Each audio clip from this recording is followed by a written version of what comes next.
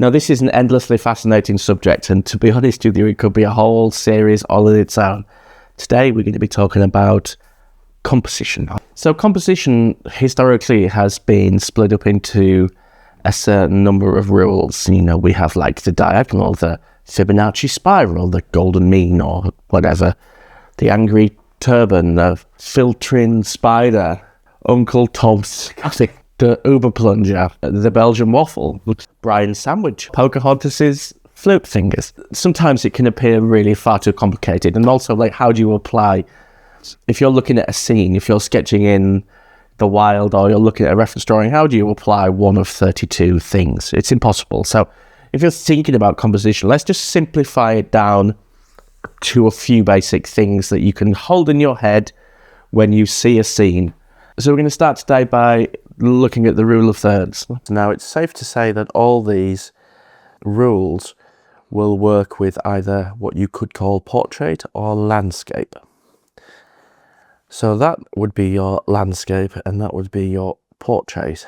And you can go upright or wide. I mean, that's another way of saying it. But as long as we have that sort of understanding that all these rules apply to both those things.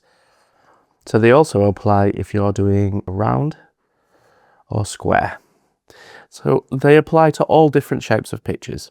Now, in a wide composition or a landscape composition, you would split up the verticals into thirds, and you would split up, the horizontals and the verticals, like that. And that's how you would, that's the sort of framework you would start building the picture on. And for an upright one, it's going to look like that. So what does that actually mean when it comes to laying out a picture? Well, sometimes it means that you'll see a scene and you'll think, oh, the rule of thirds applies to that. So that works already. So you're not actually sort of changing your reference drawing at all. Or other times you're going to have a reference drawing or a scene and you think, I'm going to tweak it to match that. So what would an example of that sort of look like? Well, say for example, we're looking down a valley here, and the reality of the drawing is we have a tree here, and that could be shaped, vaguely tree shaped like that. And the valley comes down here. And then over here, a bit further away, there is a much bigger tree. It's really a lot bigger, and that's sort of shaped like that. And that could be our view that we're sketching. Now, say for example, those trees are sort of roughly the same size, even though one's actually much further away, because that's on that plane. And as we're looking down, that's on that plane, so that's further back. But they have a similar sort of weight to them, a similar sort of visual weight. So what we could do is we could take that and actually tie it a lot strictly tighter into the rule of thirds. So if you see here, we'll split that up into our lines here, like that. So what we're going to do is we're going to put the first tree here, and we're going to put the second tree there, and we're going to make the first tree a lot bigger. So let's do our rule of thirds. Now I'm just going to eyeball these dots in, roughly sort of like that. So the second tree is going to be here, and it's going to be smaller. And then we're going to have this valley coming down here. And then the tree that's closest to us is going to be here, and it's going to be bigger. And I'm going to bring that down so that's on that third line there. And that tree sits on that line. So it actually adds a little bit more to the composition. And you can see the eye naturally goes to this tree and then wanders into that tree. And then you're asking yourself the question, what's down here? Rather than with this one where it's just like, is that smaller or further away? That sort of asks more questions, if you know what I mean, whereas this feels a bit more harmonious. But you can also make a lot more decisions if you're looking at a landscape, and in that landscape there is a church and a few, you know, let's just say a church and a few trees. So let's draw our theoretical, more complicated landscape in a way. So here we are, here's a church, a sort of typical little British village church, and there's a tree there, and maybe a couple of simple pine trees and a tree there. Now, I've naturally sort of spread that out, actually weirdly, like instinctively, into vague thirds. But if you take that as your scene, you can do that in many, many different ways. You know, you could really fill the frame. Let's just bring it down here with that church, so it's like that, and then you have a bit of a tree there, maybe a bit of a pine tree there. And that doesn't feel very comfortable because it feels like it's so zoomed in, if you know what I mean.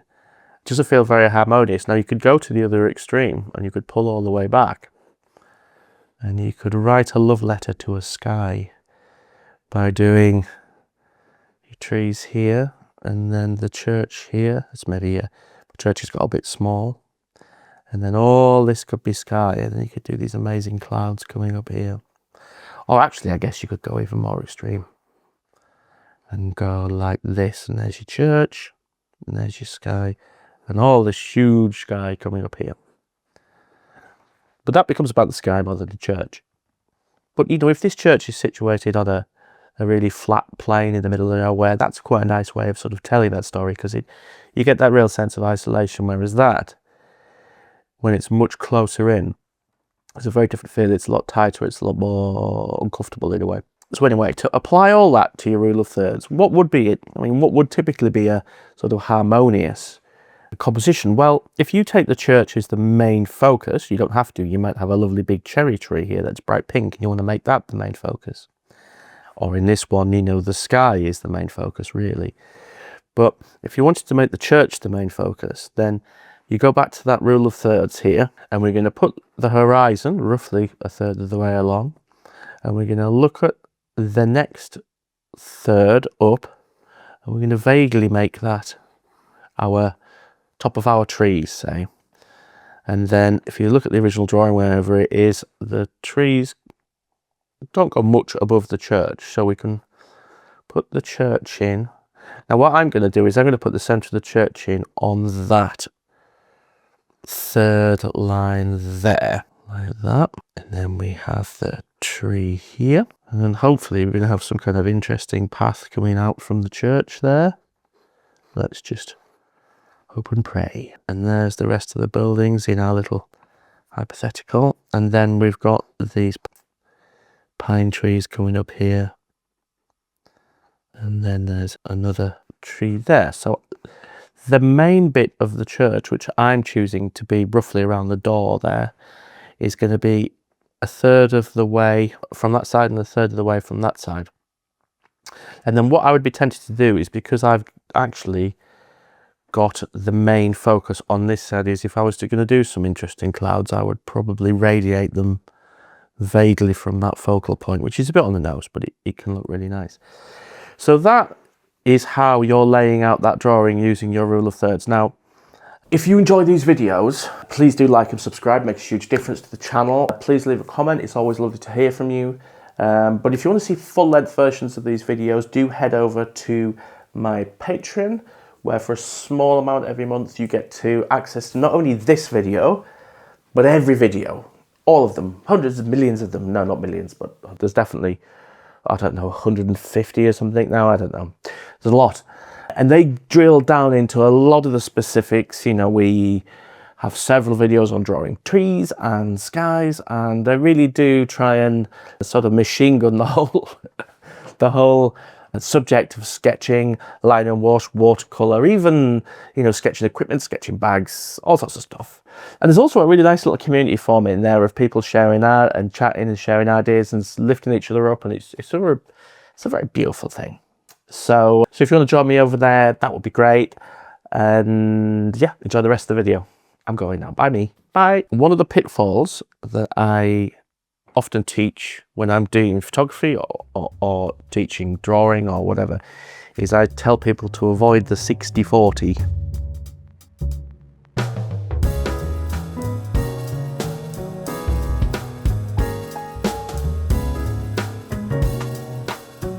Okay, so let's take a simple scene. We've got this, I've been digging around on Unsplash, and I've got this scene here.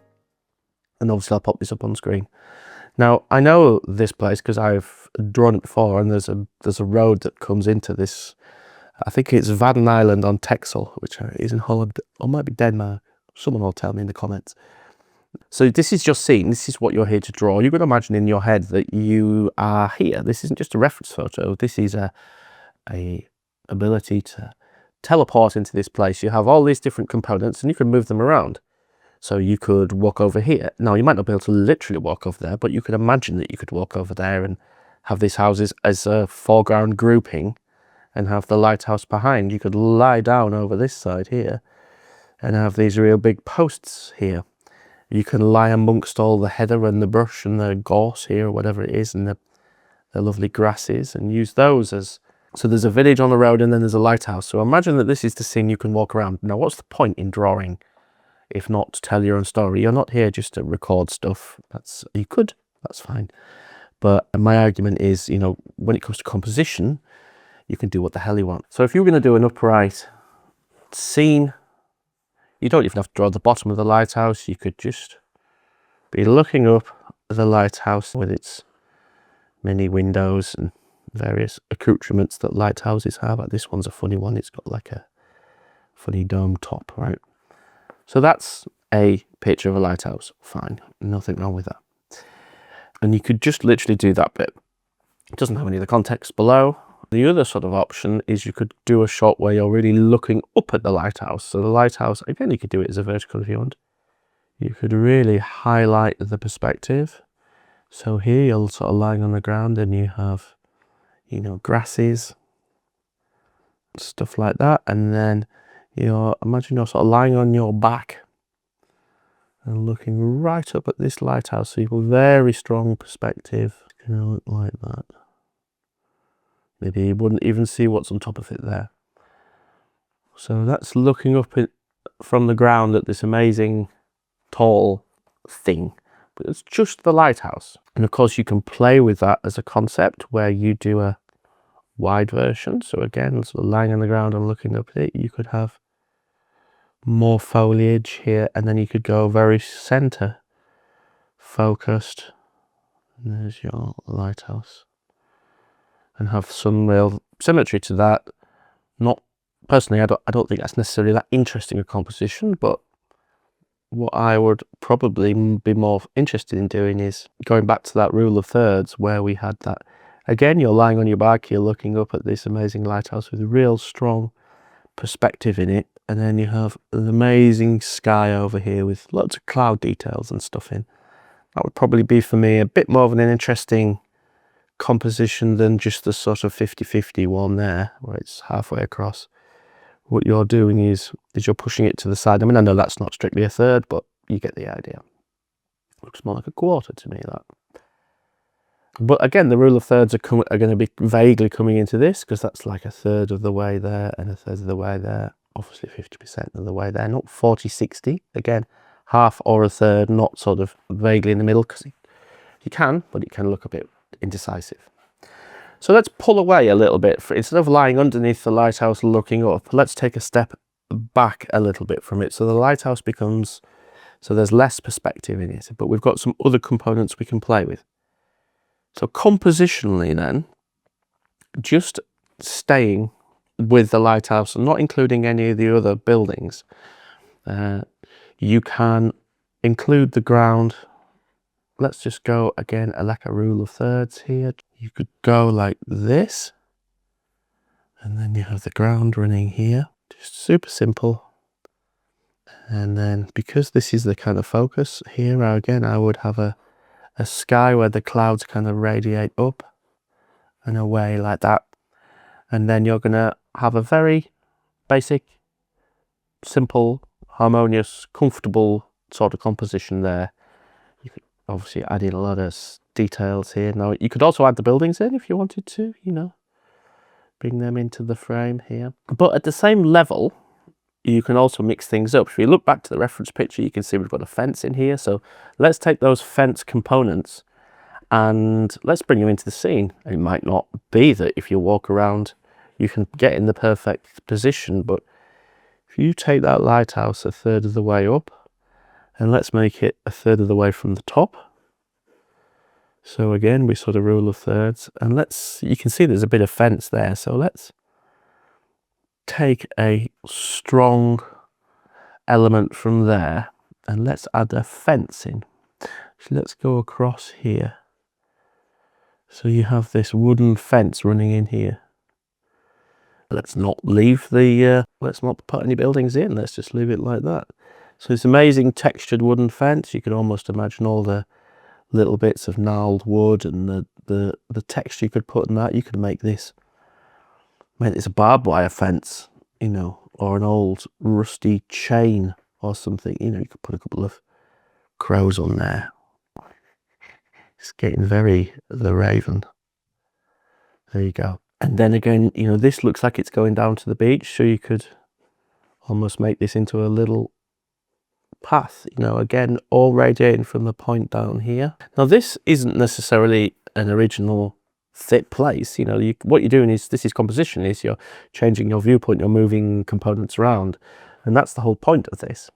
So we're starting to develop some more and more interesting ideas now. So let's see if we can incorporate some of these houses then. So if you have a landscape, a wide landscape here, you know, you could get a bit closer to these houses. I'm looking at the reference drawing now. There's like a row of cottages here. I'm just starting with those vaguely in the middle, see where this ends up. And then behind them, you have this lighthouse here. And there's a few of the buildings. But you can kind of, that's a view from a little bit further back. But if you got closer to those cottages are going to get bigger and the lighthouse is going to get smaller. So say, for example, if you were really close to one of those cottages, you know, it's going to be, you're probably not going to see much of the roof, are you? And you're going to be here, and the lighthouse is going to be much smaller over here. So if you got really close to that cottage, the lighthouse is going to disappear into the background, so you can make a hero out of the building and then leave that lighthouse further back. And again, you could maybe do something with some interesting diagonals there. Yeah. So there's lots of different ways you can approach a subject, even something as simple as a lighthouse and some grass that's around it. I mean, if you wanted to do sort of like S-shaped compositions, you know, you could do the lighthouse here, and then you could do some really big tufts of grass in the foreground. Then just use that foliage to build yourself, you know, or add a tree or whatever to build yourself some interesting S-shaped composition, same diagonally. You know, you could do something like this with some interesting grass in a like a hyper foreground, and then further back have your lighthouse, and that's a sort of diagonal composition. Or you could use the house, like I said earlier. Once you really start thinking about it, you're like, well, how many variations can I do? Well, you could keep going on forever. One of the interesting ways to play with composition, I think, is to just go above and beyond what is normal or rational or sensible. In fact, one of the things I like in life is go above and beyond what's normal, rational or sensible. So what do I mean by that? Well, why not do something like this, where you have a little line on the bottom, a tiny lighthouse down here, a couple of little houses, whatever, and then it's all sky up here.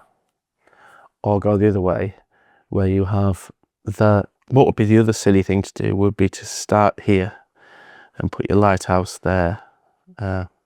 This is for thumbnails, and then do this all in ground, and then make here, you know, your fence the hero of it. Just put those in as silhouettes in the background, but it's actually not about the lighthouse and the houses. It's all about this wall, these fence posts and this foliage in the foreground. And those are like complete extremes, but it's really interesting when you start thinking about how far can I go with this, you know, how extreme can I go? Then you think, do you know what, I don't like that. I don't like that. Let's keep it more sensible. But what I'm saying is go too far, you know, try things, if they don't work, you'll learn a lot from doing that, definitely.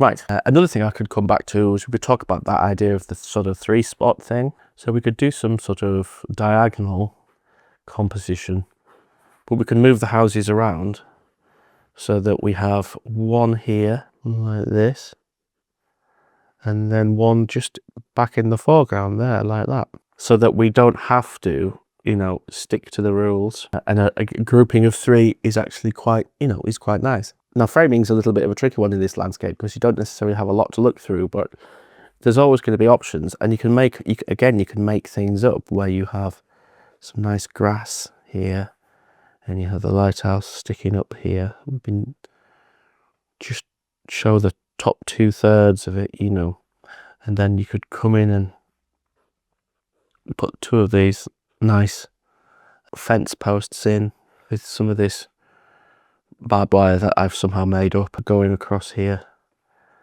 and you could frame the lighthouse up between these fence posts. So in most landscapes there is an option to frame something with something, even if it's just using leaves on a tree or something.